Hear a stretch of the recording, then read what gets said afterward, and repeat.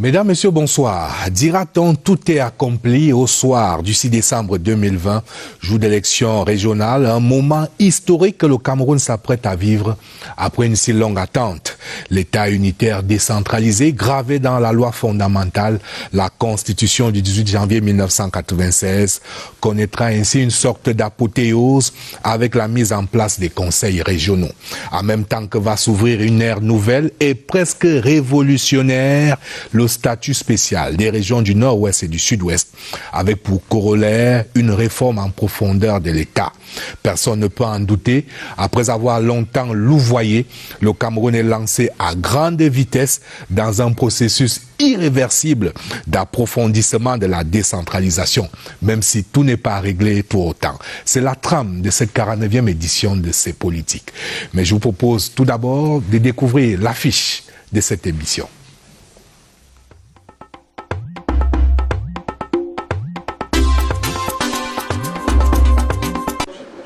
Quand on parle de transfert de compétences de l'État vers les collectivités territoriales décentralisées au Cameroun, il est une référence. Professeur Jean-Claude Tioa a commis tout un ouvrage sur le sujet, paru aux éditions L'Harmattan en 2013. Agrégé des facultés de droit et lauréat du concours CAMES 2009, il est l'actuel inspecteur général au ministère de la décentralisation et du développement local. Le natif du Onkam, dans la région de l'Ouest Cameroun, a eu effectué plusieurs missions à l'étranger sur la décentralisation.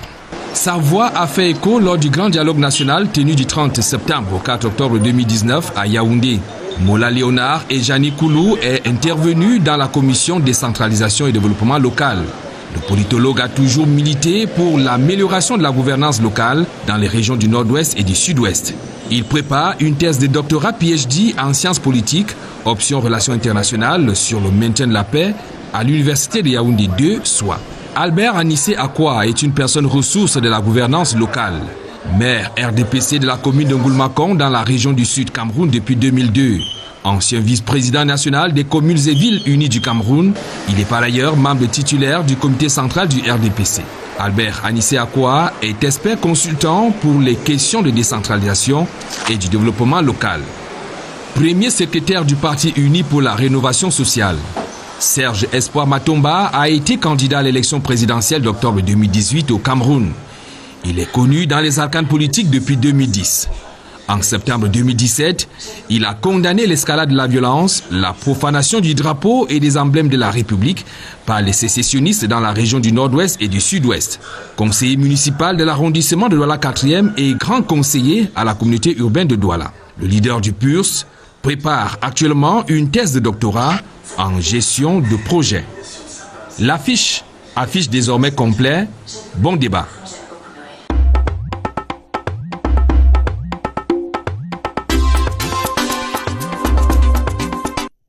Pour être plus précis, Étienne Pascal Azegel, l'affiche affiche presque complet, puisque nous continuons d'attendre le maire Anissé Akwa, le maire de la commune de Ngoulmakong et vice-président sortant de l'Association des communes et villes unies du Cameroun, le maire Akwa qui en ce moment même en pleine joute électorale sur les hauteurs du Mont Koliada au Palais des Congrès, où se déroule en ce moment même l'élection pour la présidence nationale, où on attend toujours de savoir qui de Augustin Tamba ou de Aboubakar Abo ravira la confiance des maires à la suite du maire Émile Anzé. L'élection est donc en cours. On espère que le maire Anissé Akwa, aussitôt qu'il aura voté, pourra rallier directement ce studio du centre de production de la CRTV en Baladeux.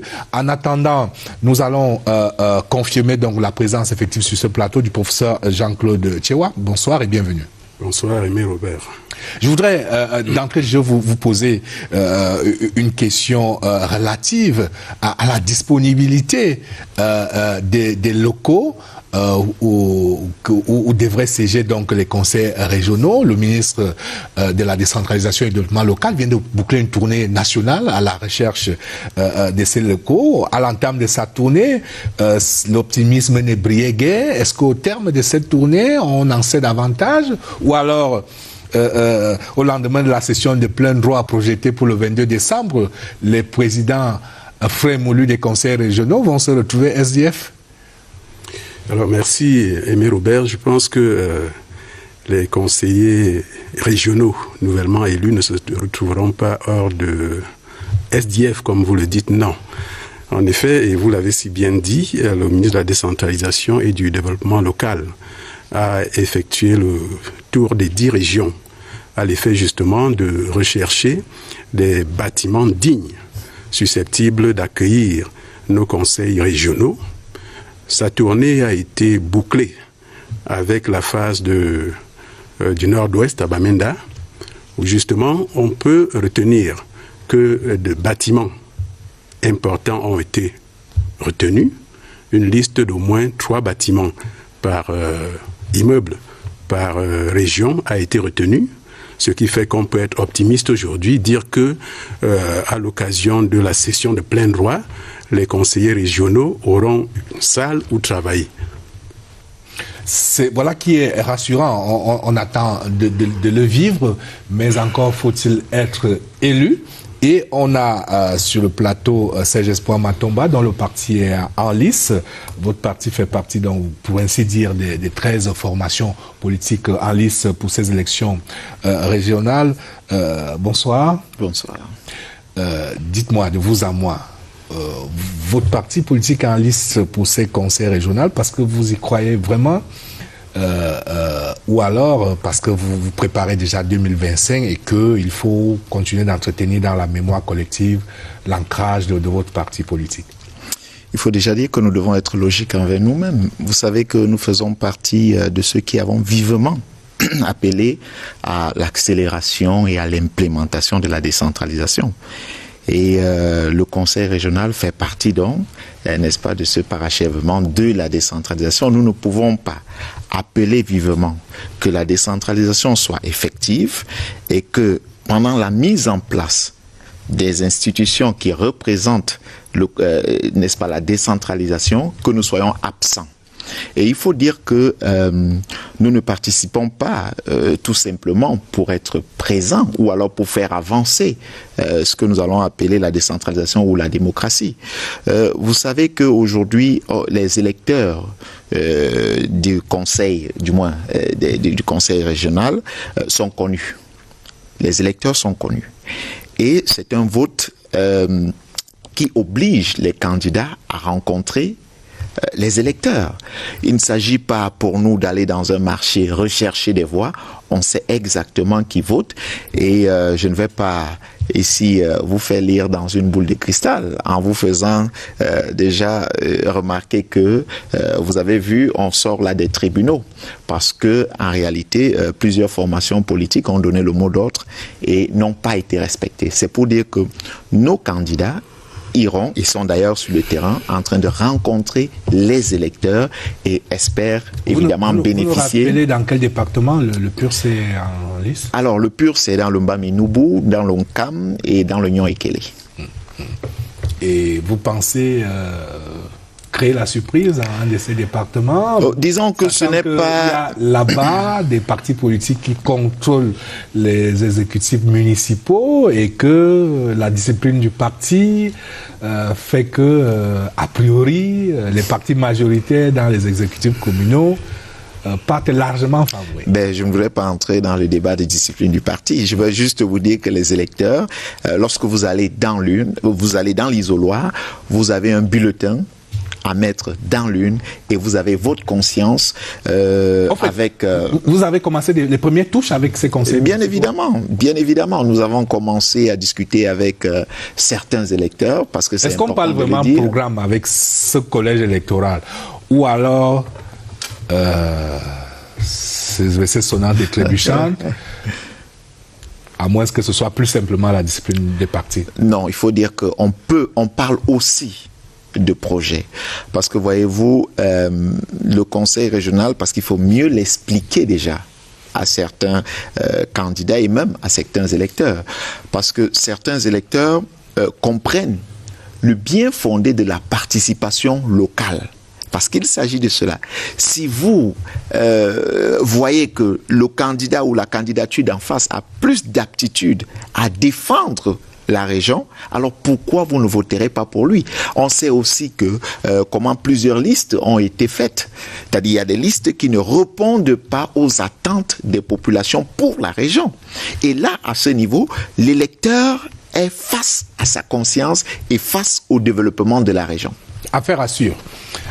Ce sera évidemment à suivre sur la CRTV, puisque vous aurez droit à... Vous n'allez rien rater, donc là je parle à nos téléspectateurs, des péripéties de cette campagne pour les régionales, ainsi que du vote en lui-même, évidemment, des résultats qui seront proclamés. Alors, je voudrais à présent accueillir avec un moment de gravité notre troisième invité du soir, docteur Gianni Léonard, qui nous fait l'amitié de venir de Tchang, juste pour prendre part à cette émission. Bonsoir et bienvenue.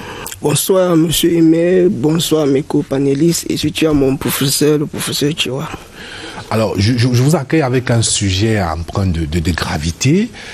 Après Kumba, où on a connu le massacre de Tro, le massacre des enfants, il y a un peu plus d'une semaine, on a eu très peur aujourd'hui des nouvelles venant de la ville de Kumbo, mais il est établi que ce soir, il y a eu un enlèvement d'enfants jusqu'au moment où nous entrions en studio.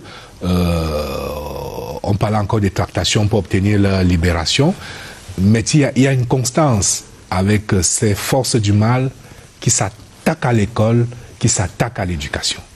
C'est triste, mais c'est les conséquences de la guerre. Quand on déclare la guerre à un État, on vit les conséquences comme ça. Vous voyez, il faut également prendre en considération le fait que les séparatistes sont en train de perdre sur tous les côtés. Et malheureusement, ils n'ont que pour choix de mener les actions comme nous voyons là. Mais en même temps, il est temps de rappeler et d'amener la population de jouer un rôle fondamental pour que la donne change. Tant que la population ne se ressaisit pas et prenne une bonne décision pour changer les choses sur le terrain, ça serait compliqué. Mais je pense qu'avec le développement de l'émission, on va essayer un peu de voir dans quelle mesure on peut amener la population à collaborer beaucoup plus avec les autorités pour que les choses changent. Vous confirmez ce que l'on a dit et redit sur nos antennes, que nous venions de vivre la meilleure rentrée scolaire depuis 4 ans et que là, manifestement, les séparatistes ont du mal à digérer, à voir que les choses leur échappent, que l'école reprend progressivement. C'est normal, vous savez que pour que la crise évolue comme on a vu les dernières années, ils ont utilisé l'école comme moyen de pression. Et avec la reprise de l'école, ça devenait un peu de plus en plus compliqué pour eux. Et malheureusement, ils ont encore décidé d'utiliser les élèves ou l'école pour mettre pression sur l'État et pour montrer à la communauté internationale qu'ils existent encore. Pour que peut-être l'État va négocier avec eux. Mais c'est une très mauvaise stratégie parce que, pour dire vrai, on ne peut pas avoir une communauté internationale qui peut soutenir ceux qui sont en train de tuer les étudiants ou les élèves. L'école est un droit qui est reconnu. Bon, c'est une mauvaise stratégie, raison pour laquelle on demande, parce que on voit un peu l'insécurité humaine qui ne fait qu'agrandir. Bon, on demande donc il faut amener cette population-là à jouer un très bon rôle avec les autorités pour améliorer les choses. On va revenir évidemment sur cette situation parfois volatile dans les régions du Nord-Ouest et du Sud-Ouest dans le cours de cette émission, en rappelant que les régionales participent précisément de la dynamique de pacification de ces deux régions, puisque ces élections vont consacrer donc la mise en place du statut spécial dont vont bénéficier ces deux régions. Nous allons y revenir d'un instant à l'autre. Je vous propose tout d'abord de regarder ce sujet d'Oswald Medon sur les espoirs, les attentes que cristallisent ces élections régionales dans une classe politique camerounaise qui est déjà tendue vers cet objectif.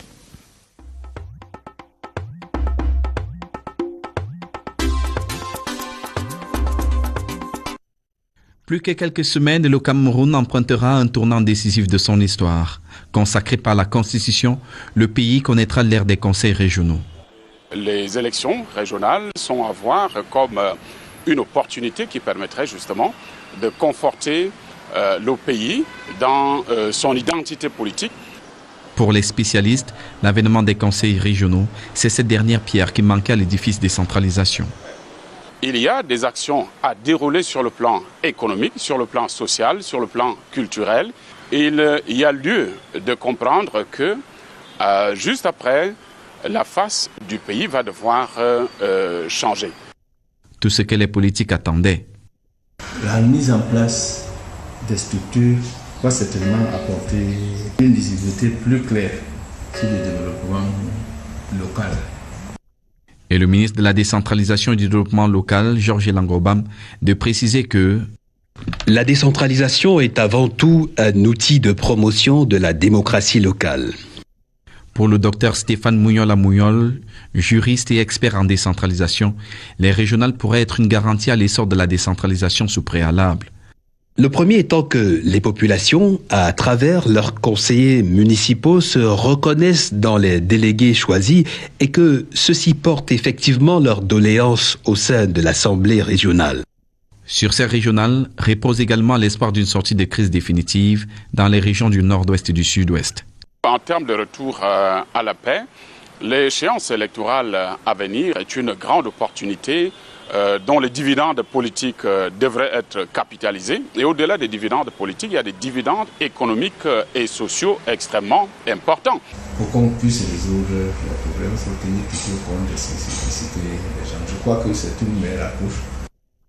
Et comme pour clore le débat et rassurer définitivement, le président de la République déclarait fort opportunément que je crois fermement à cet égard que l'accélération de notre processus de décentralisation va permettre de renforcer le développement de nos régions.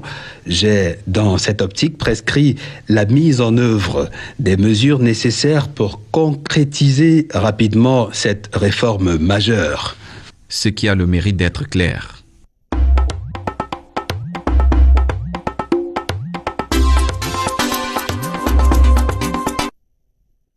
Dans un peu plus de 2 semaines seulement, va s'ouvrir la campagne électorale pour ces régionales avec, je le rappelle, 2 collèges électoraux, avec 900 sièges conseillers régionaux à pourvoir, avec donc 2 collèges électoraux, les délégués des départements et les représentants du commandement traditionnel. Pour ce qui est des délégués des départements qui sont convoités par les partis politiques, je rappelle qu'il y a 13 partis politiques en liste, comme vous pouvez le voir en tableau. On va rappeler, il y a le RDPC, l'UNDP, l'UDC, l'UPC, le RNDD, le PURS, le PCRN, le FSNC, le PAL, le FDC, le RPD, le MLDC et le MDR, avec un super favori, évidemment, le RDPC, mais comme on l'a entendu à l'entame de l'émission, les autres partis politiques comme le PURS et d'autres n'entendent pas se laisser compter. On le verra bien. En attendant, messieurs, le Premier ministre qui présidait le 7 octobre dernier, le premier Conseil national de décentralisation de l'année, vous a demandé d'aller plus vite, plus loin.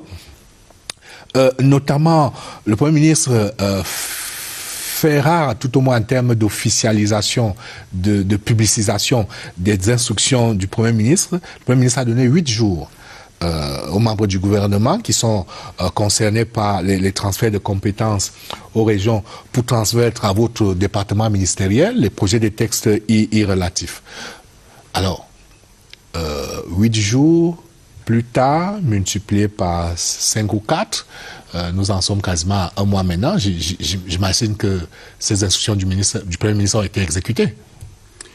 En effet, je pense que je dois dire ici que ces instructions ont été respectées parce qu'au 30, date butoir, je crois, la majorité des textes attendus avaient été transmis dans les services du Premier ministre.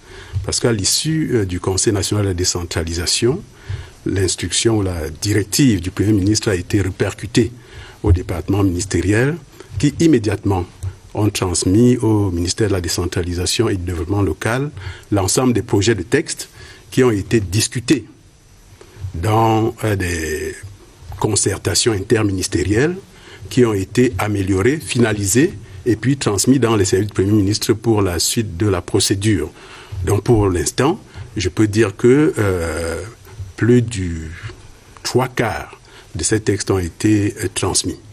Alors il y a les transferts de compétences, mais il y a aussi les textes d'application de la loi, un peu la Bible, la loi du 24 décembre 2020 portant Code général des collectivités territoriales décentralisées. Et on a bien vu tout au long de cette année que l'absence de ces textes d'application a empêché de pouvoir dérouler, de pouvoir appliquer pleinement ce code, a privé certaines collectivités territoriales décentralisées de leurs droits, on va dire.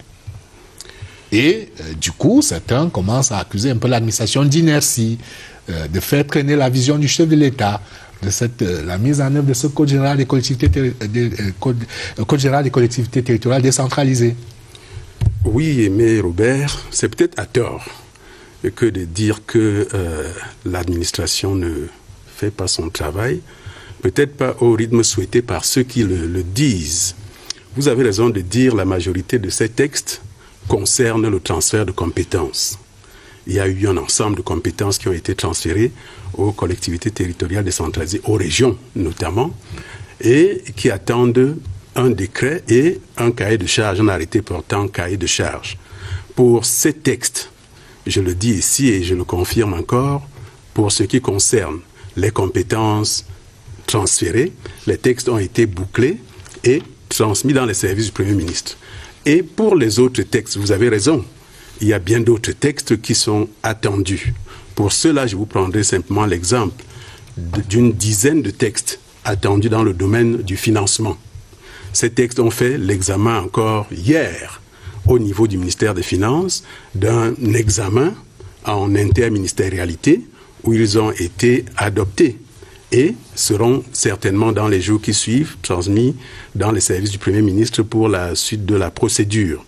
Et retard, je ne pense pas en réalité, parce que les régions ne sont pas en place. Les régions seront mises en place à partir, disons, de la session de plein droit. Ah, mais la crainte, c'est que les retards qu'on a accumulés, qu'on a observés à tort ou à raison sur les communes, la crainte, c'est qu'on ne peut les observer sur les régions. Donc, on s'attendait peut-être à ce que tout le dispositif soit prêt, de sorte que les conseils régionaux puissent simplement dérouler une fois que les conseils régionaux seront mis en place. Il n'y a pas de crainte, parce que ce qui est supposé être un retard dans le cadre du transfert des compétences aux communes ne l'était pas véritablement. Bon, on ne va pas refaire ce débat. Avançons. Oui. Avançons. Donc, cap sur les régions. Sur les régions, je confirme, Aimé Robert, que l'ensemble des textes attendus seront prêts avant l'entrée en fonction des conseils régionaux.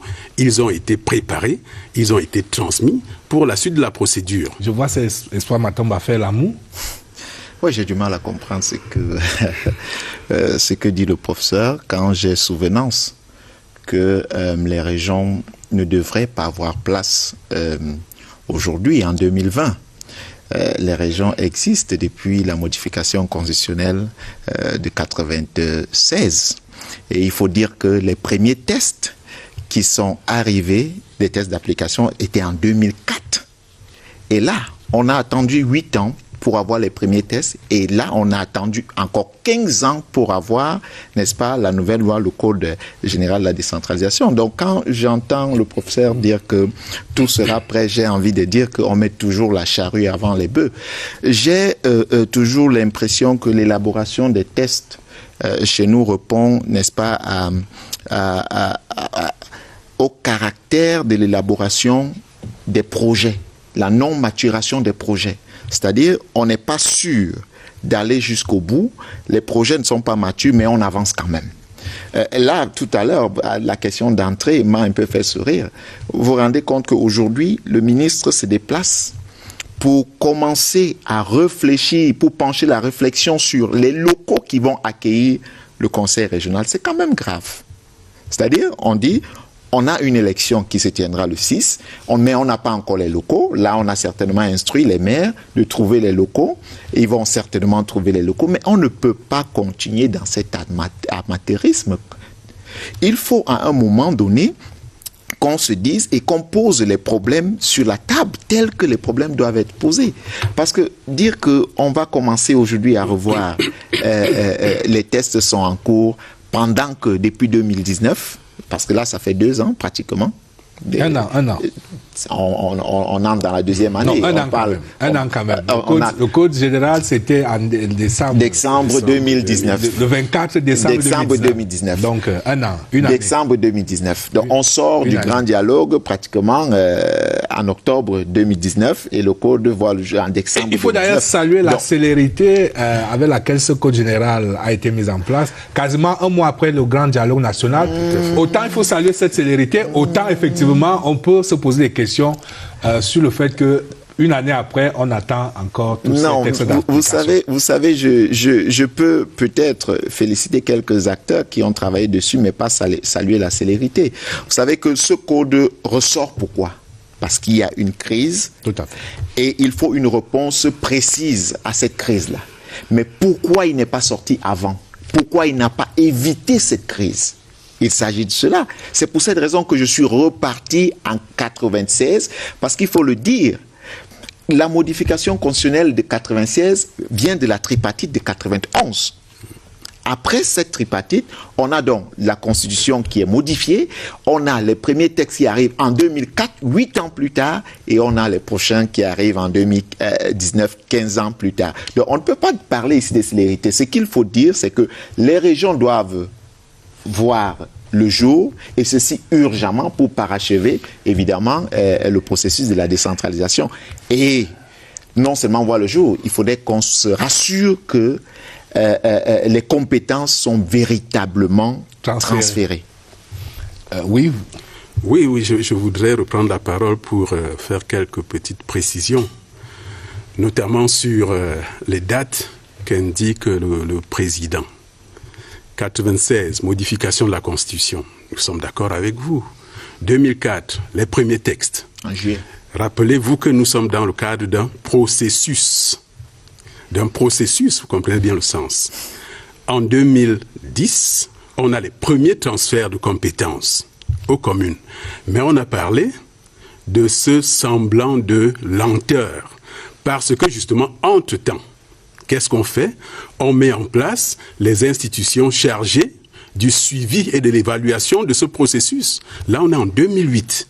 Et c'est pour cela que je disais que ce semblant de retard observé pour les communes ne le sera plus pour les régions parce que c'est... Dans tous les cas, vous n'aurez pas d'excuses. Hein. Je le sais. Je le sais. Vous n'aurez pas d'excuses. Je le sais parce que justement, ces structures interministérielles sont en place désormais et sont à pied d'œuvre. L'ensemble des textes dont je parle ont été examinés dans le cadre de ces commissions interministérielles et seront validés et transmis à qui de droit pour sanction. Alors, on va voir en tableau juste quelques compétences transférées aux communes. C'est un large spectre de compétences qui est consacré par le Code général des collectivités territoriales décentralisées, qui doit donc être transféré aux communes. On va, comme cela, énumérer quelques-unes dans le champ de l'action économique. Par exemple, la promotion des petites et moyennes entreprises, la promotion du tourisme, dans le champ de la planification et l'aménagement du territoire, l'élaboration et l'exécution des plans régionaux de développement, la réhabilitation et l'entretien des routes départementales et régionales, dans le champ du développement sanitaire, la création, l'équipement, la gestion et l'entretien des formations sanitaires de la région, le recrutement et la gestion du personnel infirmier et paramédical des hôpitaux régionaux. Dans le champ du développement éducatif, la création, la gestion, l'entretien, la maintenance des lycées et collèges de la région, le recrutement et la gestion du personnel enseignant et d'appoint des 10 établissements. Dans le champ de la culture et de la promotion des langues, la promotion de la presse parlée et écrite à langue nationale, j'en oublie. En tout cas, c'est un large champ de compétences à transférer aux régions. Je n'en ai énuméré que quelques-unes en termes de compétences, d'où la grande attente sur les textes qui doivent accompagner ce processus. Alors, pour vous rejoignez ceux qui disent que comment éviter, c'est la question que je voulais vous poser, comment tirer les leçons apprises du processus au niveau des communes pour qu'au niveau des régions, on aille plus vite, plus sûrement, plus confortablement? Je me dis qu'il faudrait d'abord prendre en considération une bonne volonté politique, parce que c'est de ça qu'il s'agit. Si vous prenez la Constitution dans son article 55, alinéa 2, vous allez vous rendre compte que les domaines que vous avez énumérés là sont énormes. Et ces domaines aujourd'hui sont gérés par l'État central. Et quelque part, c'est un peu compliqué d'enlever certains pouvoirs de l'État central pour amener dans les régions. Bon, il faut une bonne politique qui doit répondre à la réalité sociopolitique dont nous vivons aujourd'hui. Si vous prenez par exemple le cas du nord-ouest et du sud-ouest, vous allez vous rendre compte que quelque part, la volonté de vouloir participer à son propre développement peut expliquer la crise dont nous vivons aujourd'hui. Bon, c'est très important que les acteurs politiques prennent cela au sérieux. De l'autre côté, les institutions de suivi doivent être véritablement opérationnelles. Ça, c'est très important. Tant qu'il n'y a pas ça, c'est un peu très compliqué de voir des régions fonctionner normalement. Et même ces régions-là, parce qu'il faut transférer ces compétences, mais il faut une bonne ressource humaine. Oui, on va reparler de cela, nous devons déjà prendre cela en considération. On va revenir sur... Il ne suffit pas de transférer, mais est-ce qu'on a déjà assuré cela? On va revenir sur l'enjeu de la ressource humaine, mais parlons déjà des ressources financières. Le Code général des collectivités territoriales décentralisées, en son article 25, dispose que la loi des finances fixe chaque année la fraction des recettes de l'État affectée à la dotation générale. Cette fraction ne peut être inférieure à 15%. C'est un véritable... c'était bien plus qu'un cadeau de Noël lorsque ce code général a été publié, parce que les maires, dans leurs rêves les plus fous, escomptaient 10%. Mais voilà qu'on parle de 15%. Sauf que l'année dernière, en tout cas l'exercice budgétaire en cours, les collectivités territoriales décentralisées n'ont pas eu droit à cette fraction des recettes de l'État. La raison officielle donnée à l'époque par votre ministre, c'était que le Code général était postérieur à l'adoption de la loi des finances 2020. Est-ce que vous avez pleine conscience que vous ne pourrez plus avancer cet argument en 2021 si les collectivités territoriales décentralisées n'ont pas une dotation conséquente? Vous ne pourrez plus, vous avez grillé vos cartouches en quelque sorte. Merci. Je pense qu'on a, ne disons pas griller nos cartouches. Je voudrais dire que la dotation de 15% destinée à la dotation générale de la décentralisation est l'une des recommandations, grandes recommandations du grand dialogue. La question de son effectivité se pose. En effet, on a évoqué par le passé l'antériorité du Code général des collectivités territoriales décentralisées. Peut-être que l'on ne pourrait plus l'évoquer aujourd'hui, vous avez raison, mais sachez que nous avons des procédures en matière d'élaboration du budget de l'État qui doit tenir compte d'un certain nombre de contraintes. Ces contraintes peuvent aujourd'hui nous orienter vers une difficulté d'inscription de ces 15% dans le budget. Je ne dis pas que ce sera le cas. Ce ne sera peut-être pas le cas parce que l'Assemblée, le Parlement a été convoqué. On verra très bien ce que prévoit cette année la dotation générale. En tout état de cause,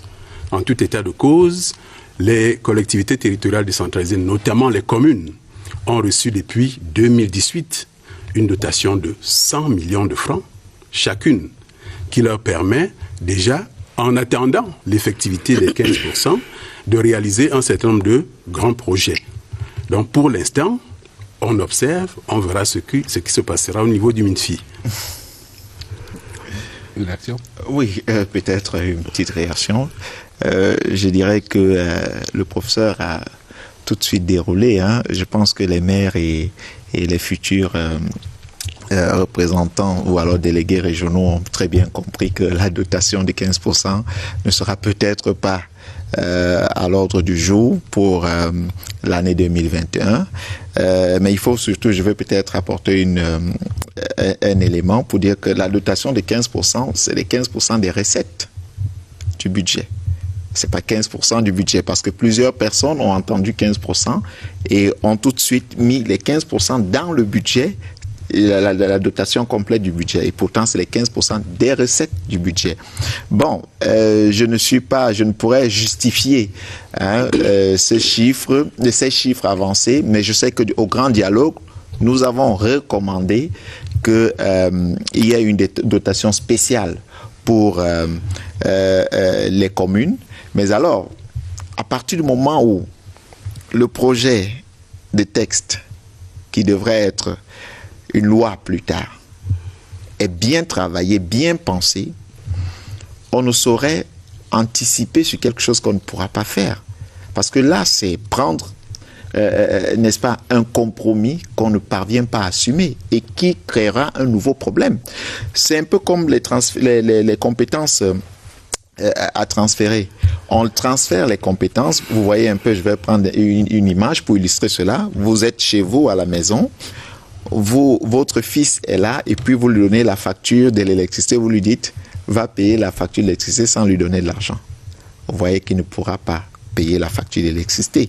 Donc ici, il est important que la dotation financière puisse accompagner le transfert des compétences. Sinon, les collectivités territoriales décentralisées ne pourront pas se mouvoir.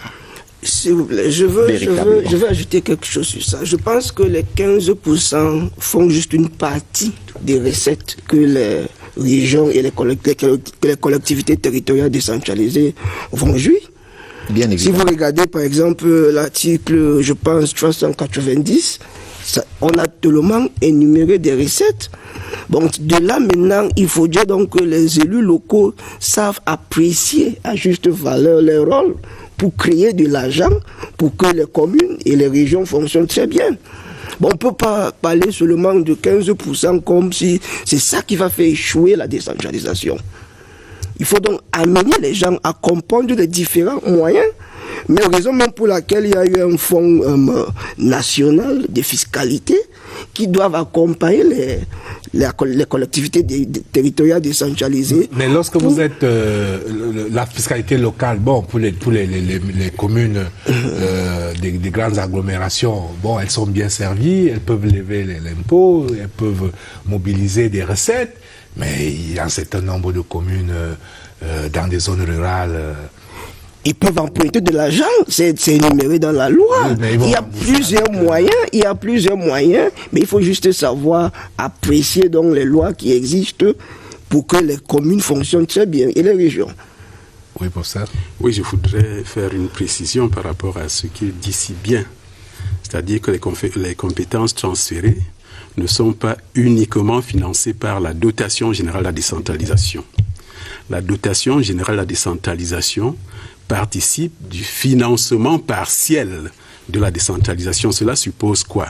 Cela suppose qu'il y a d'abord, en lien avec les compétences transférées, les dotations venant des départements ministériels, c'est-à-dire tout département ministériel qui transfère une compétence a l'obligation de transférer les ressources financières et bientôt humaines également, les ressources financières qui étaient destinées à la mise en œuvre de cette compétence. Au-delà, il l'a si bien dit, vous avez la loi portant fiscalité locale. Attention, et vous dites bien que certaines communes rurales ne peuvent pas en bénéficier parce que nous ne disposons pas d'un sommier. D'accord, mais il y a tout ce qu'on appelle les impôts communaux soumis à péréquation. C'est-à-dire que finalement, il y a une péréquation qui fera en sorte que même ces petites communes puissent en bénéficier. Donc le financement ne se limite pas essentiellement à la DGD, la DGD n'étant qu'un financement partiel. C'est ce que dit la loi, c'est ce que dit le Code général des collectivités territoriales décentralisées. Élection régionale le 6 décembre et tous les regards vont se porter vers les régions du nord-ouest et du sud-ouest et qui, à la suite de ce processus électoral, vont vivre un fait majeur, la mise en place effective du statut spécial. Je vous propose, avant d'en parler, d'écouter une élite de la région du nord-ouest, le ministre Foucalistus Gentry, qui est une élite de la région du nord-ouest et plus précisément du département du Nongamantoum. Il nous parle notamment du bon exemple du département du Nongamantoum qui a réussi à créer une ceinture qui a résisté donc à toutes les tentations. Ils ont résisté là-bas aux séparatistes, ils ont résisté au Gostan, ils ont résisté aux fermetures des écoles. La vie suit son cours là-bas depuis toujours. Et c'est un exemple à suivre. Le ministre Foucalistus nous parle également de l'attente que cristallise ces élections régionales à venir. C'est l'éclairage du soir dans ces politiques.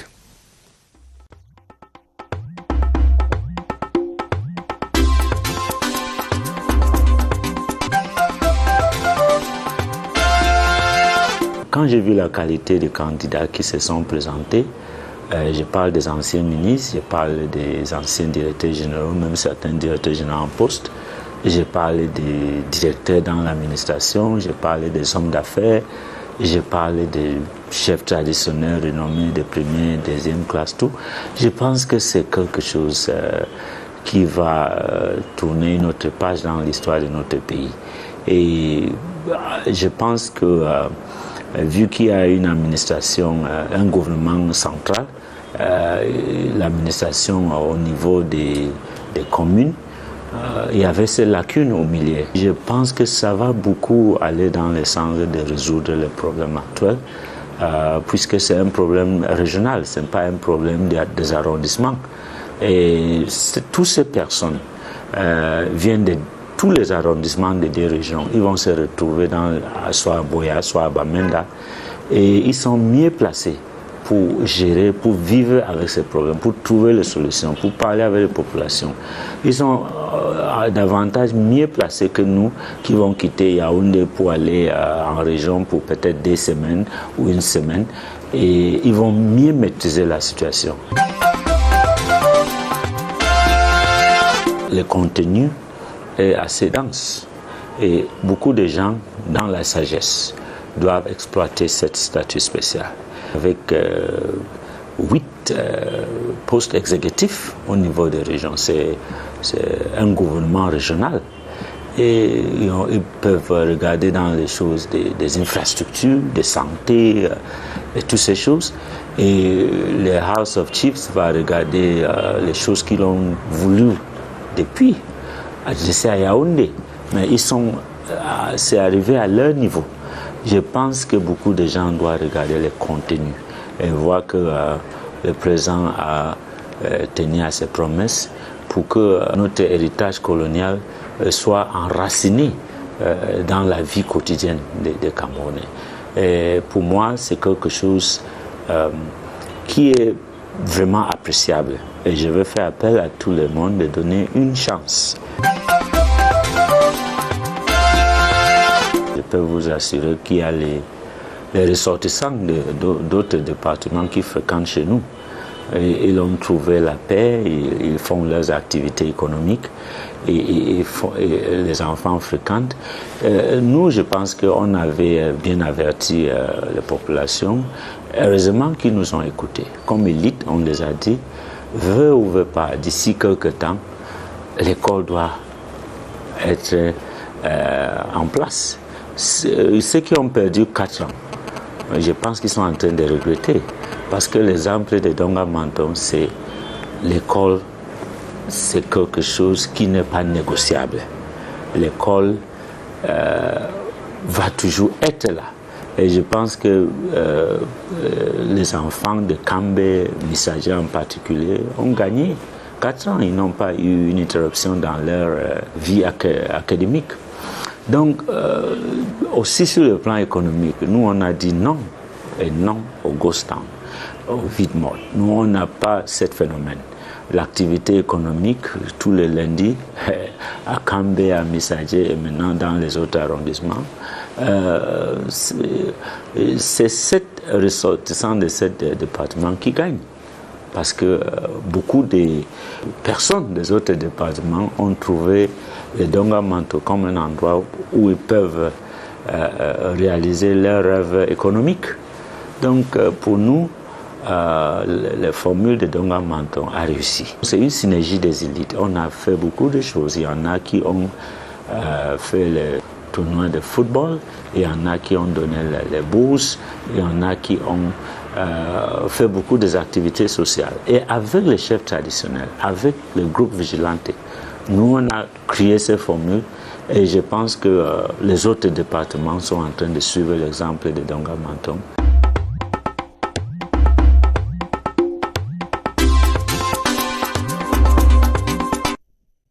Alors, docteur, un mot quand même avant de parler plus globalement du statut spécial, des perspectives du statut spécial, un mot sur le bon exemple du Ndongamantoum. Entendre ça, ça veut dire que c'est possible. C'est possible, c'est possible. On a toujours eu à demander à la population de savoir faire le bon choix. C'est très important. C'est vrai qu'il y avait eu, on peut accepter ce malaise social et économique qui existait et le fait que les terroristes que nous condamnons, c'est nous, ça il faut l'accepter et les victimes sont toujours nous. Quand je dis nous, je dis la population du nord-ouest et du sud-ouest. Et à un moment donné, il fallait se ressaisir pour savoir dire non à nos frères qui ont porté les armes et pour les amener à réfléchir autrement. Parce que comme j'ai l'habitude de dire, il y a développement parce qu'il y a stabilité. Quand il n'y a pas stabilité, on ne peut pas parler du développement. Et c'est ce qu'on a vu à Kambé. Parce que les gens ont compris que oui, c'est vrai qu'ils avaient des problèmes, mais ils ne pouvaient pas résoudre les problèmes en portant les armes contre l'État. Bon, c'est un exemple qu'on espère vouloir apporter dans toutes les 2 régions du nord-ouest et du sud-ouest, pour que ça change. Et je pense qu'avec la décentralisation, le véritable problème, c'est de savoir apporter ce message-là. Parce que la décentralisation donne quand même cette opportunité-là pour que le peuple participe elle-même à son propre développement. Il faudrait donc maintenant bien l'expliquer aux gens. Si vous prenez par exemple l'article 40 et 41 de ce code de décentralisation, vous allez voir donc que l'individu a la chance de formuler, de s'approcher même aux autorités locales, de proposer des projets par rapport à leur propre développement. C'est très important. Les associations, la société civile et même les villages, les communautés de quartier peuvent travailler ensemble avec les collectivités territoriales décentralisées. Ça veut dire donc que le peuple est impliqué dans son propre développement.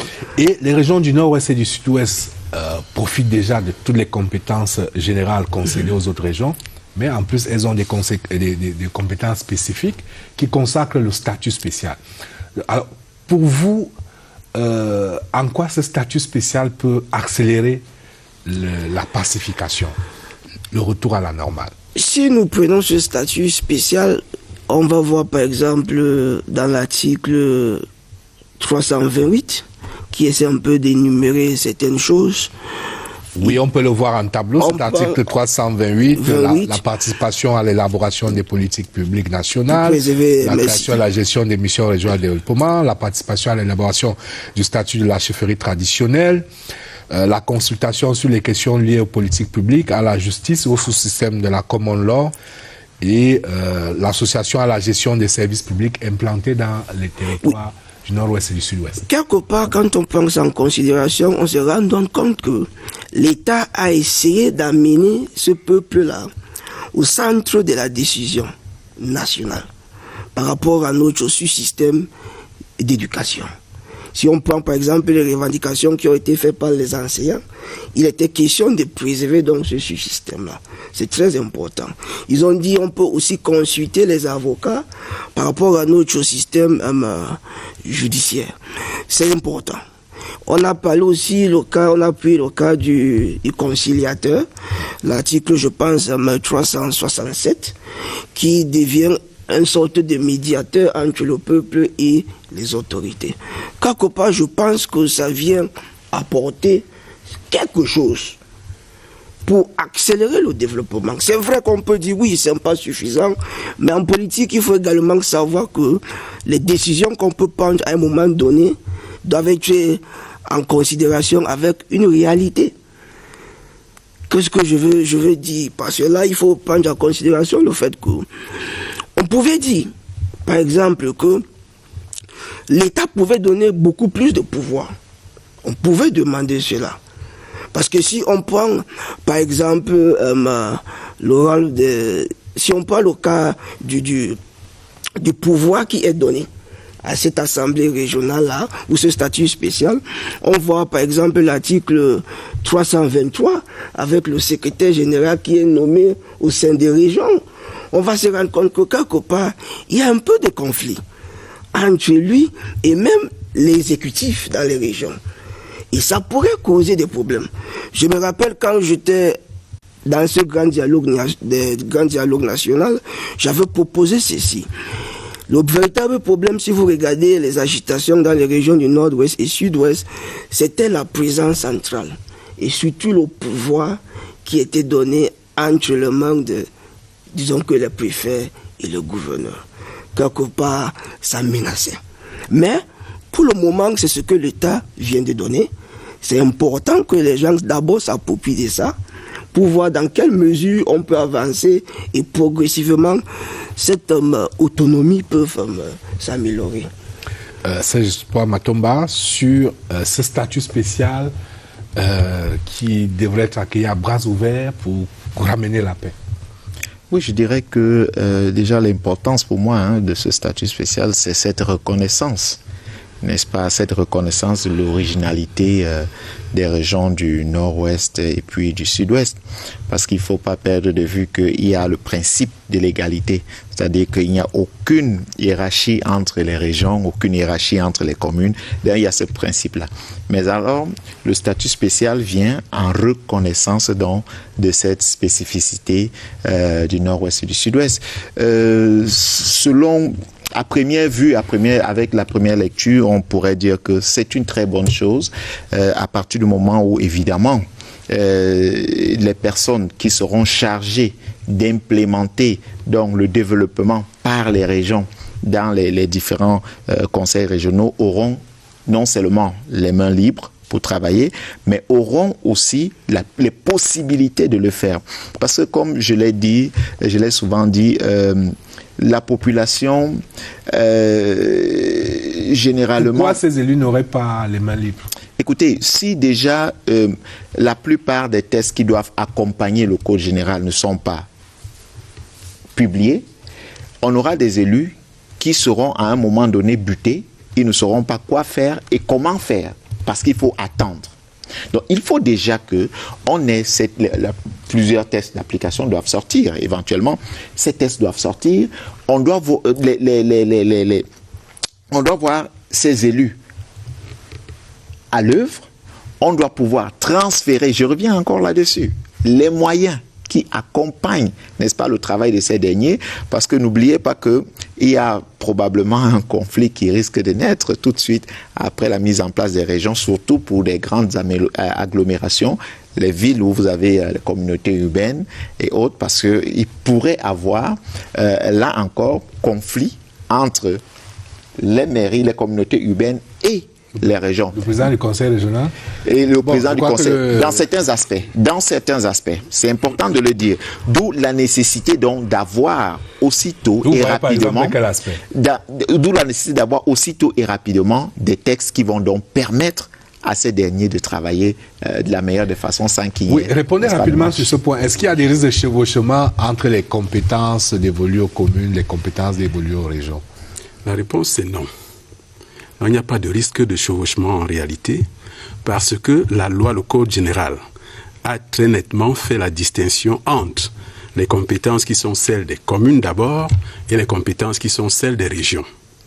Maintenant, la communauté urbaine, intervient dans le cadre des compétences qui ont été transférées aux communes.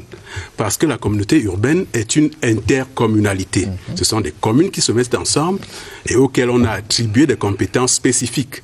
Donc en réalité, il ne saurait y avoir de chevauchement entre les compétences de la région et celles de la communauté urbaine. Non. Alors, je reviens, Zabou, sur l'Assemblée régionale, qui, on va le rappeler, va comprendre dans 2 chambres, avec la House of Divisional Representatives et la House of Chiefs.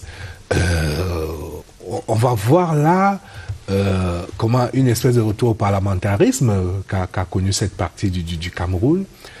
En termes de charges, j'imagine que ça charrie beaucoup de nostalgie et ça doit certainement pouvoir résoudre quand même des problèmes, cette vie parlementaire.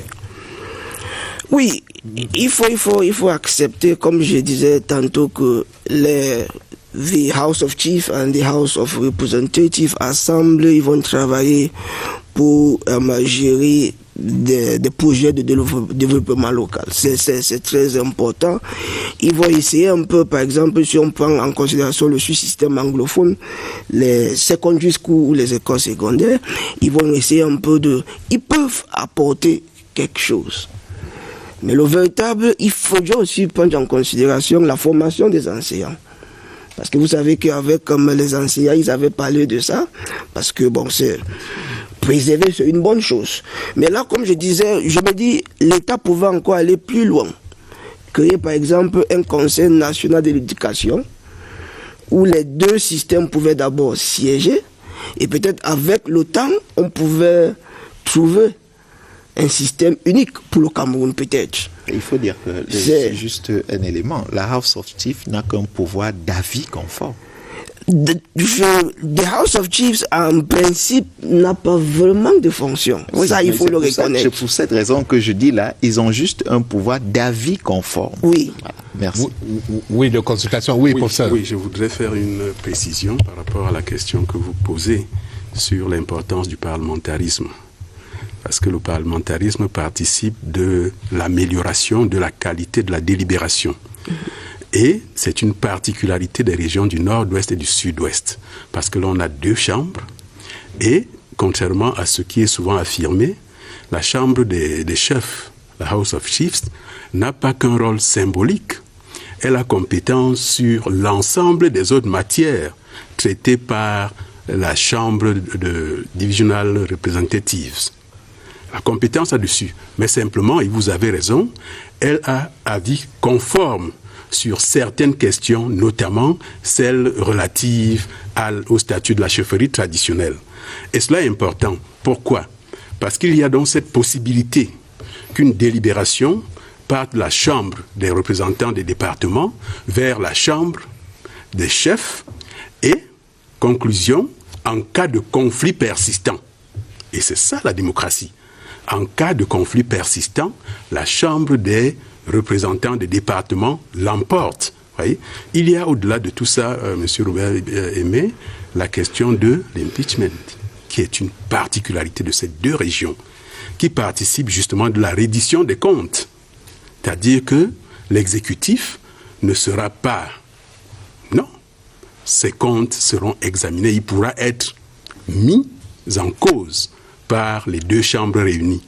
Et il s'agit là aussi d'un domaine pour lequel un texte était attendu. Ce texte est prêt. Merci beaucoup. On savoure là à l'avance. On va peut-être vivre quelque chose d'animé là-bas politiquement.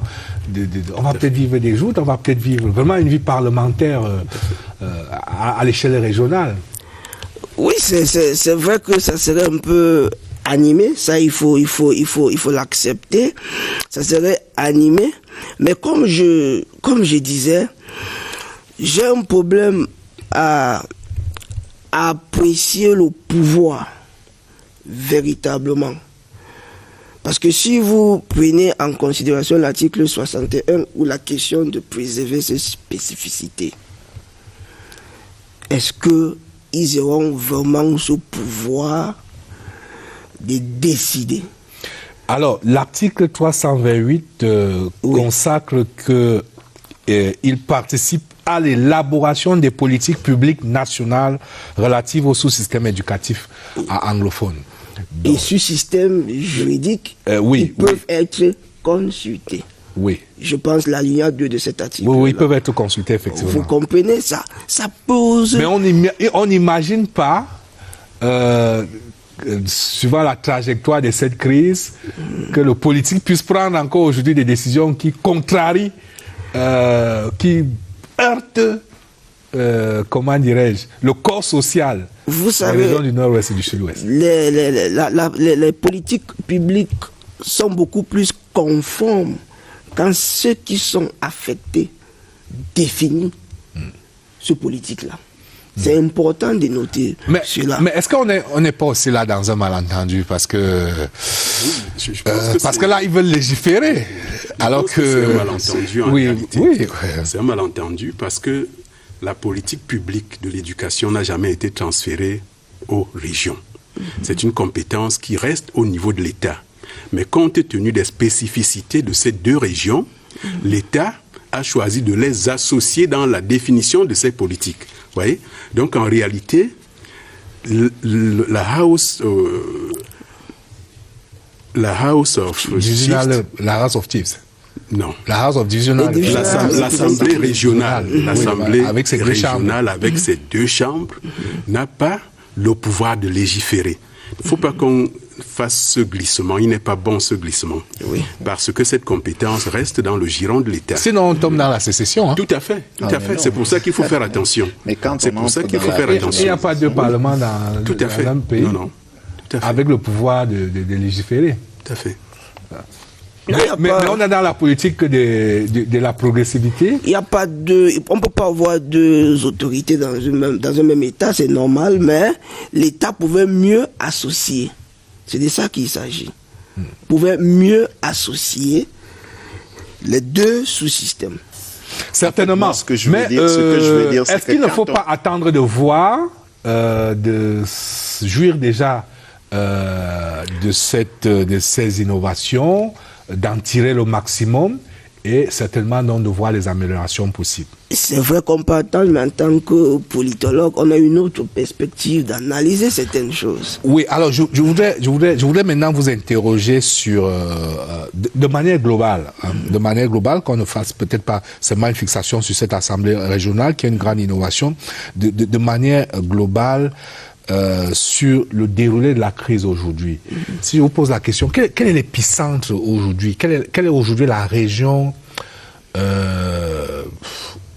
où on a plus de soucis à se faire? Parce qu'on a quand même le sentiment qu'il y a une nette amélioration dans les deux régions, mais entre le sud-ouest et le nord-ouest, au jour d'aujourd'hui, quelle est la région qui doit le plus nous empêcher de dormir? Étant entendu que les deux nous empêchent de dormir comme Camerounais, mais... C'est vrai que si on prend les deux régions, d'abord le nord-ouest, je pense que chauffe un peu beaucoup plus que le sud-ouest.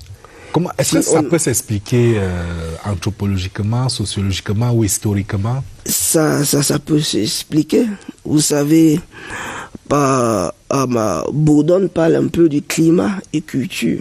Ça influence le comportement des uns et des autres. C'est très important et quelque part, quand les gens, si vous prenez, si on enlève le Cambé, vous allez vous rendre compte que même en 90, si je ne me trompe pas, quand on a commencé le multipartisme au Cameroun, on a vu au nord-ouest c'était un peu différent. Quelque part, climat et culture peuvent expliquer certaines choses. Du côté du sud-ouest, c'est un peu différent. Je vais vous donner quelques peut-être indices, vous allez vérifier. Si vous partez, vous voyez les gens qu'on a beaucoup plus libérés ou arrêtés, ils viennent de quelque part. Vous avez la réponse? Si vous venez, vous allez vous rendre compte, par exemple, que la plupart des gars qui ont été arrêtés, même dans la crise, viennent du nord-ouest. Ou ceux qui ont été libérés. Ça, c'est un indice que vous pouvez vérifier. Vous comprenez un peu la logique. Quelque part, ça essaye un peu de... Je ne sais pas comment je pourrais mettre ça, mais Vous pouvez le dire en anglais. Hein, non, c'est pas question de français ou anglais, mais je pense tout dépend de la situation réelle que les gens vivent aussi. Parce qu'on peut aussi dire que si vous prenez par exemple le sud-ouest, quelque part, c'est un peu amélioré. Si vous prenez le cas de Limbe, où il y a une activité économique qui répond un peu plus, c'est compliqué. Mais si vous prenez le cas du nord-ouest, on faisait beaucoup plus l'école au nord-ouest. Et avec la crise, tout est tombé. Donc ça, c'est un peu, vous savez, quand une crise commence, il y a une dynamique et ça devient de plus en plus complexe. Ça a tellement également radicalisé les choses. Mais je pense que avec les efforts des autorités et des gens qui sont en train de se rendre compte que suivre ce chemin-là est beaucoup plus dangereux, ils essaient un peu de se ressaisir. Et on espère que c'est un chemin sans issue. Oui, un chemin sans issue. Et on espère donc que la population peut être encore beaucoup plus utile. Parce que le plus souvent, c'est difficile de trahir son frère. C'est très difficile. Mais comme je disais tantôt avec la parce qu'on les connaît. Oui, on les connaît, c'est les gens avec qui nous vivons. Il y a cette vidéo virale du gouverneur de la région du Sud-Ouest, au Kayabila, et quand tout le monde a regardé en fin de semaine, avec les femmes éplorées, et il leur demande, connaissez-vous? Les femmes répondent encore qu'elles ne savent pas, elles ne les connaissent pas. Oui, on se connaît, l'ennemi ne vient pas de loin. Et il faut également... Ce sont nos cousins, ce sont nos frères, ce sont... On leur parle au téléphone parce qu'ils demandent des rançons, ils demandent un tas de choses. On les connaît. On les connaît très bien. Bon, là maintenant, comme je disais, la population doit jouer un rôle stratégique de faire comprendre à ses frères, à ses enfants que on peut résoudre ce problème autrement. Ce développement dont nous cherchons, ou ce paix dont nous cherchons, on peut le trouver autrement. Oui, avant de revenir à vous, on va faire un dernier tour de table sur la question, avec cette question générique. Il est indéniable, on l'a dit, les séparatistes sont essoufflés, le mouvement séparatiste a totalement échoué. Donc l'armée a gagné la guerre, mais il faut gagner la paix. Il faut gagner la paix. Bien évidemment. Comment on gagne la paix? Non, pour gagner la paix, il faut gagner les cœurs des populations de ce côté-là. Il faut surtout gagner les cœurs. Et pour gagner les cœurs, je veux dire, c'est en prouvant à la population que ce qu'elle, entre parenthèses, réclamait hier, elle pourrait l'avoir aujourd'hui. Et de la meilleure des façons, ce sont les actes qui feront en sorte qu'on puisse gagner les cœurs. Ce n'est pas autre chose. Et parce que la population, bien qu'on dise, certaines langues disent qu'elle a peur, elle ne collabore pas assez, elle collabore quand même. Parce que s'il faut dire après 4 ans, je pense que une grande partie de cette population qui croyait que cette guerre n'allait pas durer 6 mois, a fini par comprendre qu'elle risque de durer des années si elle continue, n'est-ce pas, à se renfermer. Et elle a commencé à coopérer. Mais alors, il faut démontrer et prouver à cette population-là qu'elle n'a pas tort de coopérer et qu'elle est véritablement intégrée. C'est d'ailleurs pour cette logique que quand on parle de ce statut spécial, j'aime toujours dire, attendons de voir non seulement ce qui sera mis à l'intérieur, mais comment est-ce que l'implémentation ira aussitôt. Parce que si on commence même à observer la petite lenteur qu'il va depuis l'adoption de la loi jusqu'à ce jour, jusqu'à la mise en place, n'est-ce pas, du conseil régional, on peut se dire que voilà, on peut se questionner, peut se poser les questions sur la véritable volonté de l'implémentation de la décentralisation. Mais je crois que ici, il faut gagner les cœurs de ces populations-là. Et dès qu'on gagne les cœurs, on aura gagné, n'est-ce pas, la construction du pays. Merci, Aimé Robert. Je pense que la guerre contre les sécessionnistes a été gagnée. Elle a été gagnée. Et aujourd'hui, la question qui se pose, c'est celle du grand banditisme en réalité. Parce qu'aujourd'hui, la revendication n'est plus celle-là. C'est de l'arnaque, c'est des enlèvements pour obtenir de la rançon. Mais contre cette guerre-là aussi, certainement l'armée gagnera. Mais pour une paix durable, moi je pense que les éléments sont aujourd'hui posés imposée par le Code général des collectivités territoriales décentralisées parce que la revendication au départ, c'était une plus grande implication dans les affaires de la région, dans les affaires de la commune. Et on voit très bien qu'aujourd'hui, cette implication, elle est véritablement là. Au-delà des compétences qui ont été transférées à toutes les régions, on a vu tout à l'heure qu'il y a d'importantes autres compétences qui ont été transférées spécifiquement à ces régions-là, qui sont des compétences qui peuvent promouvoir le développement. La création, par exemple, des missions de développement participe de cela, impliquer les populations et les amener à comprendre que la gestion des affaires locales relève d'elles-mêmes ces populations. Elles choisissent leurs leaders, elles accompagnent leurs leaders, elles évaluent leurs leaders. Vous parliez tout à l'heure des comités de quartier, des comités de village.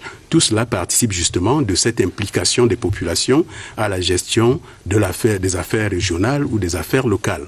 Donc moi je pense que le Code général fournit déjà un ensemble d'éléments qui peuvent permettre la pacification durable de ces territoires. Alors, une dernière question quand même sur le profil des hommes qui vont être les pionniers, parce que la valeur des institutions dépend aussi de la valeur intrinsèque des hommes qui incarnent ces institutions. Qu'attendez-vous en termes de profil de ces pionniers?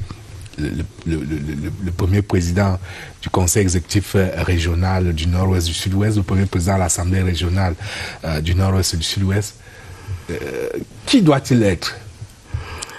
C'est vrai que c'est un peu beaucoup plus politique dans la mesure où ce sont les conseillers qui vont décider qui serait le prochain homme. Ou les partis. Ou les partis. Davantage les partis d'ailleurs. Mais je pense qu'il y aura certainement des investitures. Oui, je pense que ça serait mieux d'opter pour des gens qui ont une bonne appréciation de la réalité locale. C'est très important parce que si vous prenez même dans ce code-là, même le budget qui doit être voté doit refléter les demandes et la réalité des régions en question. Donc si on prend quelqu'un qui est loin de sa réalité, c'est un problème. Il faut un bon manager qui peut bien concilier les aspirations des uns et des autres, et je pense que ça ira. C'est vraiment de ça qu'il s'agit, parce que avec la décentralisation, le problème c'est le développement local. Il faut donc des gens qui sont bien assis, qui peuvent mieux apprécier la réalité de leur région ou de leur commune. Messieurs, je vous propose d'aller retrouver une dame, Catherine Toulou Elanga, qui est en contact avec les internautes, et on va pouvoir dans un instant seulement recevoir quelques échos du débat tel qu'il va dans nos différentes plateformes numériques. Le temps de ce jingle, et on retrouve Catherine Toulou Elanga dans notre rubrique online.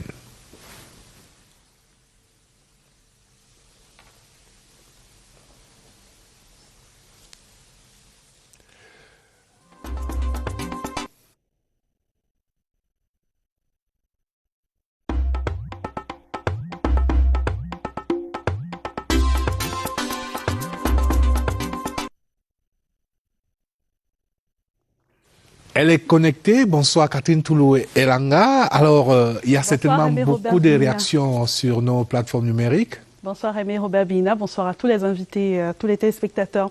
Évidemment, comme vous pouvez l'imaginer, beaucoup de réactions parce que tout ce qui concerne la décentralisation intéresse évidemment les Camerounais en ce moment. Alors, on va commencer par le tout premier commentaire. Il est de Sidouane Mba qui nous dit: assurément, les élections régionales constituent un vrai tournant dans la décentralisation et le développement local. Reste aux politiques de sortir de certaines réticences en vue d'une application effective.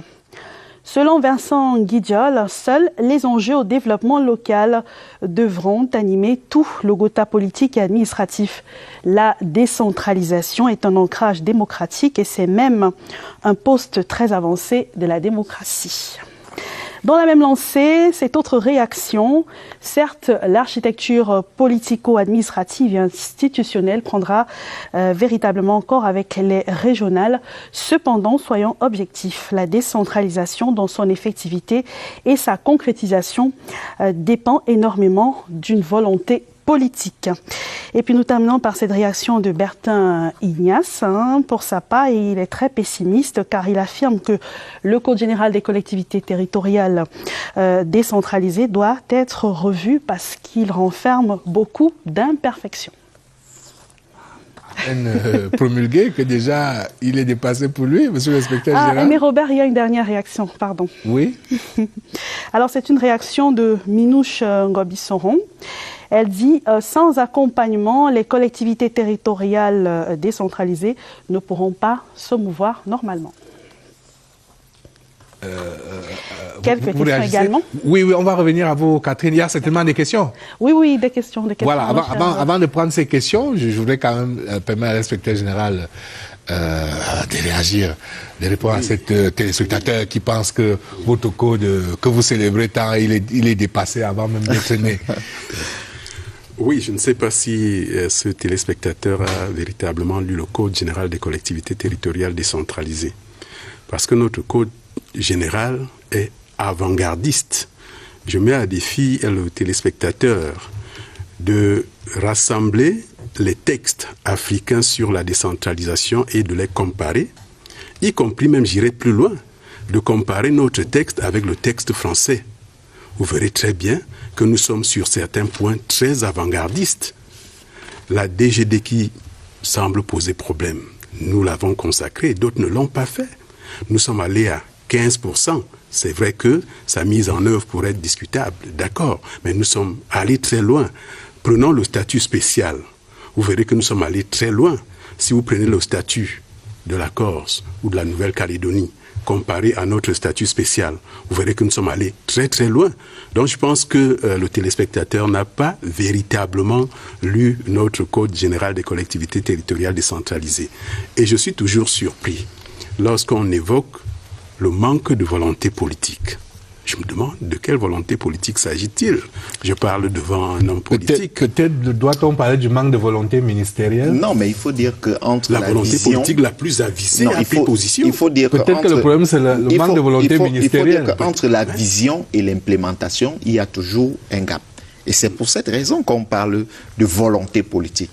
Parce que lorsque vous allez observer ceux qui sont chargés d'appliquer ce qui est les textes, vous voyez le comportement que ces derniers ont, vous vous dites que quand même, soit ils n'entrent pas dans la vision, soit ils ont tout simplement décidé de faire selon leur volonté. Il s'agit de cela parce que lorsqu'on a une loi et qu'on a même un décret d'application et autres, et qu'on ne puisse pas vérifier sur le terrain ce qui est fait, là on peut questionner la volonté de celui qui a même eu la vision, parce qu'il est supposé et chargé de suivre, vérifier si effectivement on est en train d'entrer dans ce qui a été pensé. Là, il ne s'agit pas de la volonté politique, il s'agit de l'opérationnalisation qui peut poser problème, parce que la volonté a été manifestée et consacrée dans le Code général. La volonté est manifestée, je suis d'accord. Mais lorsqu'elle est manifestée, elle doit s'implémenter. Et si elle n'est pas implémentée, celui qui a eu cette vision ou alors cette volonté devrait pouvoir se rassurer que on fait ce qu'il a été demandé. Alors on prend quelques questions avec Catherine Touloulou. Voilà, on va encore s'adresser au professeur Tchoa, malheureusement, qui ne voudrait pas qu'on parle de volonté politique, mais on va tout de même en parler avec cette question. La décentralisation relève exclusivement d'une volonté politique. Alors, est-ce que l'État est prêt à lâcher du lest?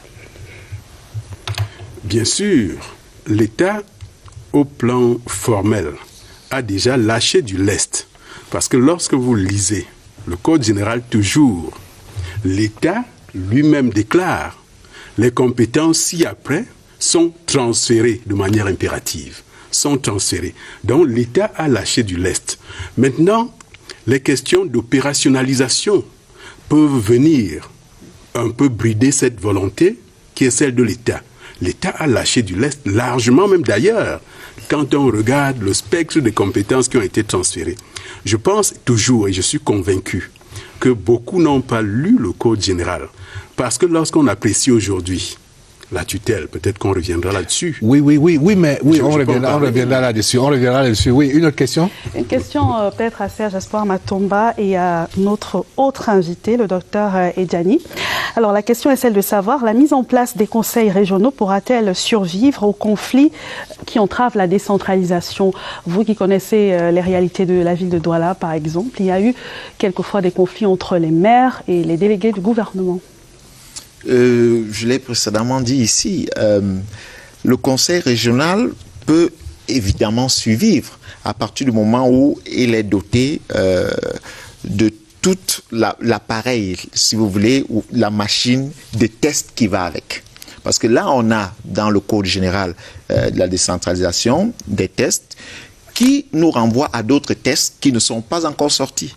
Donc, il faut absolument que ces textes sortent pour pouvoir, n'est-ce pas, pour que ces institutions ne puissent pas avoir non seulement des chevauchements, mais puissent, n'est-ce pas, travailler pour le bien des Camerounais. Une autre question? Pour terminer, alors il y a un internaute qui se demande, est-ce qu'on ne peut pas finalement délimiter ce processus de décentralisation dans le temps? Est-ce qu'il doit durer une éternité? C'est un mode de gouvernance. C'est un mode de gouvernance. C'est un mode de gouvernance. C'est un mode de gouvernance. C'est un processus. Et puis, il faut suivre. Je souhaitais compléter la réponse du président s'agissant des conflits. Oui, on parle des conflits juste dans un instant. Juste le temps de remercier Catherine Toulou. Merci d'être venue nous voir et continuer de monitorer pour nous les échanges dans nos différentes plateformes numériques. Merci également, bonne suite. Et puisque vous insistez, on va parler donc de ces conflits. Je rappelle que le Code général des collectivités territoriales décentralisées, en son article 73, parle du contrôle de légalité qui fixe un peu le cadre de la collaboration entre les élus et le représentant de l'État, qui est donc le préfet dans le cadre des communes et le gouverneur des régions dans le cadre des régions. Mais on le voit avec les communes, il y a des conflits qui subsistent. Hein. Oui, vous avez je pense qu'il y a des conflits qui subsistent, il l'a très bien dit. Et les conflits auxquels l'on fait généralement allusion, c'est l'opposition entre les communes d'arrondissement et la communauté urbaine. Et si vous avez lu le Code général, un point d'honneur a été mis sur cette question. La délimitation du champ de compétences entre la commune d'arrondissement et la communauté urbaine. Le point d'honneur qui a été mis a consisté à dire quoi? D'abord, définir ce que c'est qu'une compétence intercommunale. Parce que c'était là le nœud de la question. La communauté urbaine n'ayant à gérer que des questions d'intérêt intercommunal. Et le Code a pris le soin de leur dire voilà ce que c'est que une compétence qui entre dans le cadre de l'intercommunalité. Et à côté, le Code, ce qui n'était pas fait dans les lois de 2004, le Code a identifié clairement désormais toutes les compétences qui sont attribuées expressément à la communauté urbaine. Cela n'était pas fait dans l'ancienne législation 2004. Mais alors pourquoi il y a des conflits? C'est une mauvaise lecture du Code par les acteurs? On a vu un maire de la ville dans une agglomération descendre dans un marché. Oui, c'est une insuffisante lecture, une insuffisante appropriation du Code général. Et c'est pour cela que vous verrez que depuis quelques semaines, il y a des sessions de formation tant à Yaoundé qu'à Douala. Je pense que vous avez participé à cela. Et la question au cœur, c'était de savoir quelles sont les compétences des communes d'arrondissement, quelles sont celles de la communauté urbaine. La réponse, elle est toute simple et la loi a tranché. Les compétences de la communauté urbaine sont des compétences d'attribution. Le législateur a dit, voilà vos compétences. En dehors de ça, vous ne faites rien d'autre. La compétence de principe revenant aux communes d'arrondissement. Donc on ne verra plus un maire de la ville descendre sur le terrain vouloir remettre... Non, le maire de la ville a une compétence sur l'ensemble du territoire de la ville. Mais je vais dire, aller remettre de l'ordre dans une commune d'arrondissement, Cela est possible toutes les fois qu'il s'agit d'une compétence qui lui a été transférée par le législateur. Non, je vais dire, si vous me permettez, M. Robert, qu'il y aura toujours conflit, parce que la loi le Code général a des insuffisances. Et vous allez voir qu'il y a toujours, dans les attributions, quelquefois, on a double emploi. C'est-à-dire, on donne une compétence à la mairie d'arrondissement, la même compétence revient à la commune, à la communauté de la ville, la communauté urbaine. Et c'est un problème parce que c'est ce qui amène justement les maires d'arrondissement à être en conflit avec les maires des communautés urbaines. Et là encore, le législateur a prévu qu'en cas de conflit, le juge administratif, évidemment. Donc ça veut dire que les conflits peuvent survenir. Donc c'est pour dire que le législateur il y aura des hommes, il y aura des conflits. Que le juge administratif peut régler les conflits. Mais je crois que ce n'est pas ce type de conflit qui préoccupe davantage les maires. Ce qui les préoccupe davantage, c'est la relation avec la tutelle, avec les préfets et les gouverneurs. Oui. Et je pense qu'on doit vraiment prendre cela en considération. Et si nous rentrons dans ce code-là, vous voyez l'article 76, et vous allez vous rendre compte que les autorités locales doivent soumettre les projets pour que le représentant de l'État signe. Et si vous prenez l'article 77, 4, paragraphe 4, là-bas, vous allez vous rendre compte que le représentant de l'État a le pouvoir de suspendre l'action d'une autorité locale. Même quand le juge administratif ne s'est pas encore prononcé. Bon, quelque part, c'est un peu difficile. C'est vrai que dans l'article 80, on demande qu'un intéressé peut porter plainte devant un juge administratif. Mais je pense, c'était ça le véritable problème. Je vais prendre par exemple le cas de FACO, que je connais très bien. Vous voyez que quand vous donnez certains pouvoirs aux représentants de l'État, ça crée des problèmes. Si vous avez une idée sur les problèmes fonciers à FACO, vous allez comprendre de quoi je parle. C'est tellement problématique. Donc je me dis, il faudrait vraiment revoir ce pouvoir-là. Je ne peux pas être un maire, ou c'est pas une autorité locale. Il faut d'abord passer par l'État pour que l'État approuve ton projet, pour que ça soit implémenté. Alors, malheureusement, l'émission est en train de courir. Je voudrais quand même que nous parlions aussi de la problématique de la fonction publique locale. Vous ramassez, hein, vous répondez à ces pouvoirs que l'on considère encore comme si l'État avait récupéré d'une main ce qu'il donne dans l'autre, ce pouvoir de la tutelle, mais également la problématique de la fonction publique locale, qu'on continue de l'attendre. Elle est consacrée par l'article 22 du Code. Qu'est-ce que la loi du 24 décembre 2019? L'État met en place une fonction publique locale dont le statut est fixé par décret présidentiel. Merci. Je voudrais d'abord revenir sur la tutelle très rapidement, très rapidement, même si l'on considère que c'est le cœur, en réalité, de tout ce qui est souvent dit sur le processus de décentralisation chez nous. Je voudrais dire que l'horloge de certains est restée arrêtée à 74 par rapport à la tutelle. Non, la tutelle a considérablement évolué dans le Code général des collectivités territoriales décentralisées. C'est-à-dire l'essentiel des actes pris par les collectivités territoriales décentralisées sont simplement transmis à l'autorité de tutelle. Seuls quelques actes sont désormais soumis au contrôle a priori. Il n'y en a pas plus de 5. C'est les budgets, c'est les emprunts, c'est la coopération internationale, qui sont des questions fondamentales pour lesquelles le représentant de l'État a encore ce pouvoir d'apprécier a priori. Et notre loi allait plus loin, disant, par exemple, je cite de mémoire, que la tutelle ne saurait impliquer une appréciation d'opportunité. C'est-à-dire l'opportunité relève de l'exécutif. Et donc, il y a la transmission qui concerne tous les actes et le contrôle a priori ne concernant que quelques matières qui sont limitativement énumérées. Il n'y en a pas plus de 5 matières. C'est dire que la tutelle a été suffisamment allégée dans le cadre du Code général des collectivités territoriales. Mais dans la pratique, monsieur l'inspecteur général, ce n'est pas vraiment ce que l'on vit. On voit dans la pratique, c'est encore trop présente. C'est encore la question de l'appropriation. Mais on aura l'occasion de revenir sur si tous les acteurs s'appropriaient ce code, je pense qu'on aurait une décentralisation qui serait mise en œuvre. Mais sauf que les autorités administratives ont presque toujours raison dans la pratique.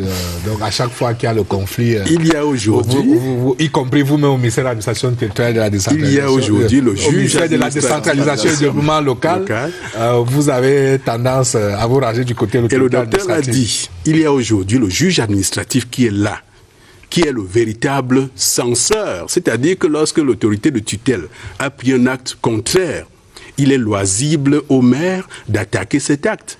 Et on a bien vu que même avant... Est-ce que vous envisagez une session de formation destinée aux autorités administratives, puisque vous êtes en train de former les maires? Oui, il faudrait peut-être y penser aussi. Il y a un programme de formation qui concerne aussi les autorités administratives, les autorités qui exercent la tutelle sur les communes. C'est prévu un atelier pour eux. Pour qu'elles s'imprègnent véritablement de ce nouveau monde et du nouveau dispositif. Cela est prévu. Pour changer un certain nombre de pratiques et de réflexes. Tout à fait, mais cela est prévu dans les prochaines formations. Parce que peut-être le problème, c'est que le chef de terre n'est plus vraiment chef de terre. Et avec la décentralisation, qui peut tout, qui est tout. Mais bon, on y reviendra. Alors, dites seulement un mot sur cette fonction publique locale qui reste attendue et qui paralyse totalement les communes qui n'ont pas de personnel, qui n'ont pas d'expertise. Alors, cette fonction publique est prévue par la loi, vous l'avez dit, et relève d'un décret du président de la République. Là également, le décret, il est prêt, il est transmis aux instances supérieures pour finalisation. Mais cela ne plombe pas véritablement le fonctionnement des communes aujourd'hui. Il est clair que la question de la ressource humaine se pose depuis bien longtemps. Mais rappelons-nous aussi que le chef de l'État a créé il y a quelques mois, en mars dernier, 2 mars 2020, la NASLA, National School of Local Administration, qui est là justement pour la formation de tout ce personnel, en prélude justement à la mise en place de cette fonction publique locale. Donc, mais un expert m'a dit que les produits de la NASLA seront opérationnels dans 2-3 ans. Mais en attendant, qu'est-ce qu'on fait? Il faut parler au plus pressé. Qu'il y a des agents de l'État qui s'entassent à 10, à 15, à 20 dans un bureau. Dans certains bureaux, ils s'ennuient. Ils arrivent à 10 heures, ils rentrent à 13 heures. Pendant ce temps, on cherche du personnel dans les collectivités territoriales décentralisées. Non, on ne cherche pas. Vous avez fait le tour dans les collectivités territoriales décentralisées. Vous verrez que dans certaines, les effectifs sont pléthoriques. Si bien que le ministre... En quantité, le problème de la qualité peut se poser, d'où encore la procédure de recrutement qui mérite d'être questionnée pour justement atteindre le niveau de qualité qui est souhaité. C'est un vaste programme. Hein. Oui, ça nous renvoie justement à la préparation, à l'anticipation avant l'implémentation. Vous voyez que alors, messieurs, je voudrais avant les bœufs.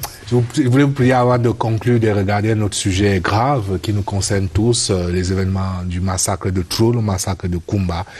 Et nous avons tous pleuré, nous avons tous commémoré ce jour de deuil national samedi dernier. Nous revenons sur les leçons de ce grand moment de communion nationale dans ce coup politique de la semaine que Signe Sévérin à Legambélé.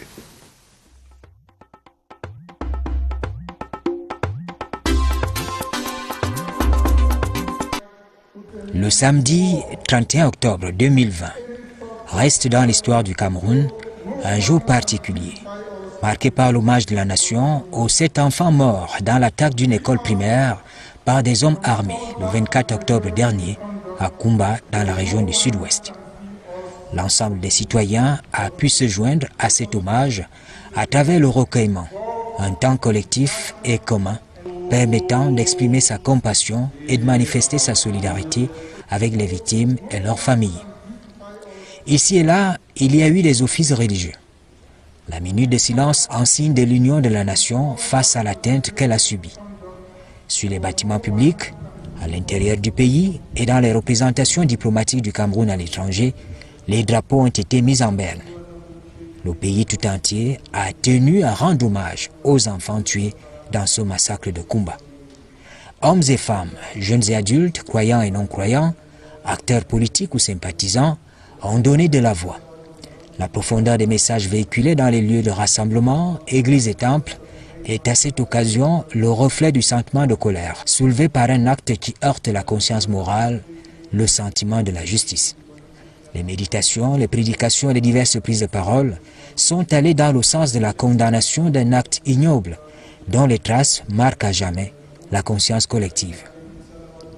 Passé l'émotion vivement exprimée à l'occasion du deuil national d'un jour, décrété par le président Paul Biya, il va falloir manifester en plus, peut-être plus bruyamment, la convergence d'opinion dans la réprobation de ceux qui sèment la division.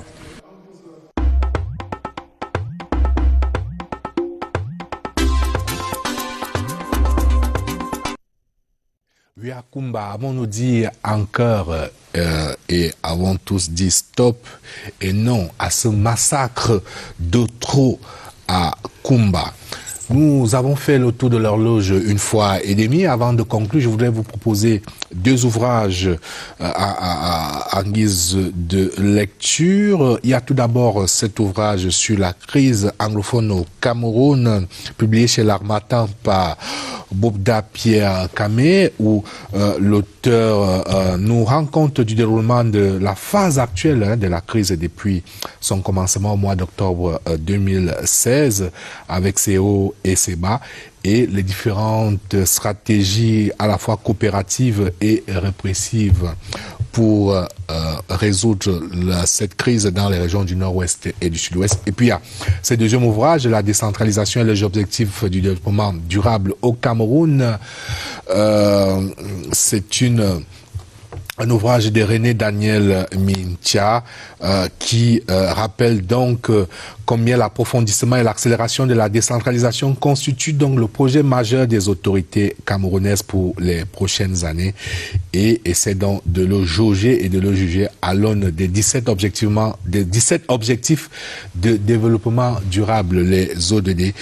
Et c'est un ouvrage à lire pour approfondir donc votre connaissance de ce sujet. Messieurs, il ne me reste plus qu'à vous remercier d'être venus à cette édition de C'est politique. Merci et bon retour à Tchan et merci également à Serge Pamatomba. Bonne chance dans cette campagne pour les sénatoriales. Merci au professeur Tchewa. Je vous souhaite beaucoup d'énergie et d'allant pour que l'administration camerounaise accompagne pleinement ce processus avec la volonté politique claire et réaffirmée du président de la République, Paul Biya. Merci à toutes nos équipes techniques et rédactionnelles. À bientôt sur la CRTV.